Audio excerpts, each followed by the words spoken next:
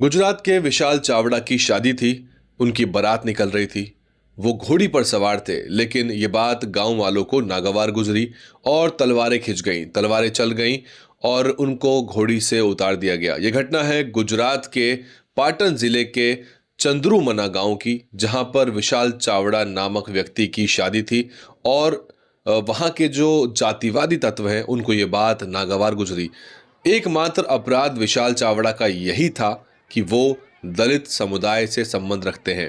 अब सवाल ये है कि यूजीसी को लेकर देश भर में हाहाकार मचाने वाले लोग जो कह रहे थे कि फेक केसेस से, फॉल्स केसेस से हमारा शोषण हो जाता है, वो लोग कहाँ हैं अब? अब क्या जब विशाल चावड़ा शिकायत करेंगे, जो एफआईआर होगी, उसको आप फेक केस कहेंगे? क्यों अब देश भर में जो हिंदू संगठन है वो प्रदर्शन नहीं कर रहे? हिंदू हिंदू के ऊपर हमला कर रहा है, तो क्या दलित समाज को हिंदू नहीं समझा जाता? ये सवाल है।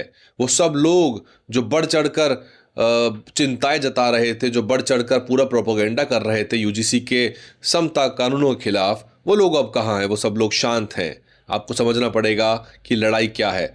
गुजरात जो अपने आप को अति विकसित बताता है, जिस राज्य के लोग पूरे विश्व भर में अपना डंका बजा रहे हैं, जो एक इंडस्ट्रियल हब है, जो व्यापार का हब है, वहाँ जहाँ से प्रधानमंत्री मोदी आते हैं, उस गुजरात में ये पहली घटना नहीं है। और दुख की बात तो ये है कि ये आखिरी घटना भी नहीं होगी।